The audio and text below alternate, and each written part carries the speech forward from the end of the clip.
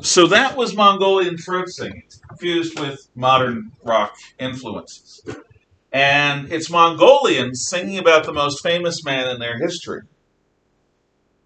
He was shown as remote, unemotional, with that predatory look and that little sort of smile, but not really a smile. This guy vies with Mao Zedong, dictator of communist China, to be the world's greatest mass murderer. Mao, from 1949 until 1975, his death, killed between 80 and 120 million Chinese in peacetime. That's twice as many as Stalin and about 5 times as many as Hitler. I will be telling you that story next year, or if you're with somebody else, Mr. Burfiend will. But in terms of the proportion of the population, Genghis Khan is the one. His campaign against civilization depopulates Central Asia, and it has still not recovered. On the other hand, he does create law and order that allows transition from Europe to Asia and back again. It allows travel. It's one of the only times in the history of the world where it's safe, because instead of having a bunch of Silk Road chieftains that all want to take from you, Genghis Khan protects the peace. And his successors protect the peace. Batu Khan, Olagai Khan, Kublai Khan. And if you mess with the Khans, you're going to die. And your family's going to die. And you're going to die screaming in agony. So don't mess with the Khans. Okay, let's start talking about Kublai. Kublai Khan, I'm doing it out of order, rules from a pleasure dome at Xanadu. It's his personal capital, and it's sort of a mixture between a Mongol camp and a Chinese imperial palace. And Kublai Khan rules over China, what is called the Yuan or Manchu dynasty. Not what is called the Yuan or Mongol dynasty. He decides that Korea and Japan need to be brought into the empire of mankind. So Kublai Khan gathers the largest fleet up till then in the history of Asia.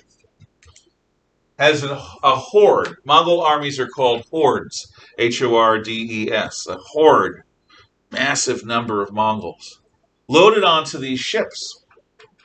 And they are sent across they're sent from Korea, which the Mongols control, across the Strait of Tsushima to land in the Japanese home islands of Kyushu and Honshu.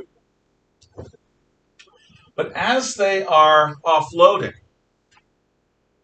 divine Japanese justice, if you want to call it that, strikes. What the Japanese call kamikaze, divine wind. Japan has typhoons. So does East Asia in general. The Western Pacific is known for it. You know what a tornado is, right? Cyclonic air, usually a couple of yards wide, maybe wider, can do a lot of damage locally. Well, bigger than tornadoes are cyclones. Cyclones exist in the Indian Ocean. They're bigger than tornadoes, smaller than hurricanes. They can spawn tornadoes. And cyclones are dozens of miles wide, maybe 100 or more miles wide. And they hit around the Indian Ocean. Then there are hurricanes. Hurricanes are born in the hot, moist air off the coast of the Sahara Desert, off the coast of Western Africa. And they basically shoot out from the summer through the late autumn towards the Americas on the trade winds. They hit anywhere from the Caribbean islands all the way up to Maine or Canada.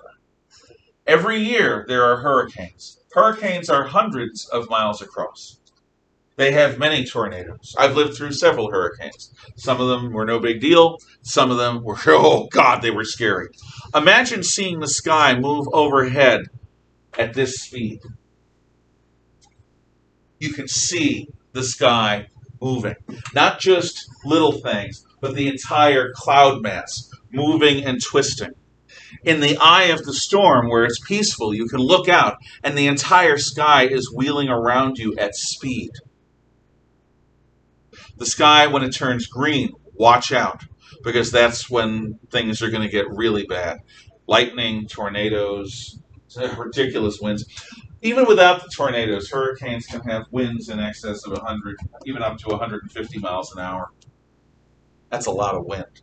Most of the buildings around here could not handle that. They'd shatter, fall apart. Scary stuff. Typhoons are the biggest of these storms. They make hurricanes look like little brother. Typhoons can be 1,000 or more miles across. Typhoon winds are almost always stronger than hurricanes, which are stronger than cyclones. The Japanese area of the world gets hit by several typhoons a year. Entire villages get erased from the map when there's a typhoon sometimes. It's one of the many natural disasters that strikes Japan.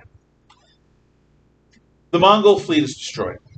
The Japanese believe that the God Emperor's allies, the kami, not kami as in communist, kami, K-A-M-I, the divine spirits that inhabit Japan, have stepped up and protected Japan from the Mongols.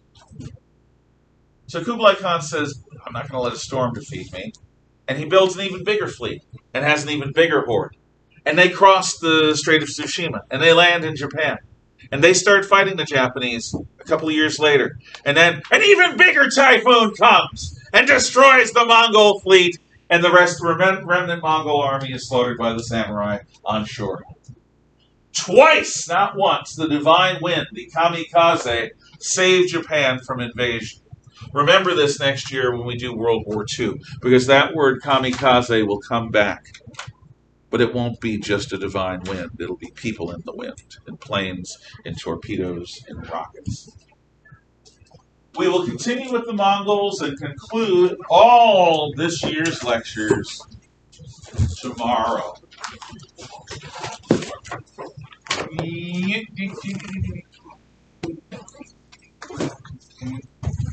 can talk quietly unless you have any questions. I see no questions. Talk quietly. Bye.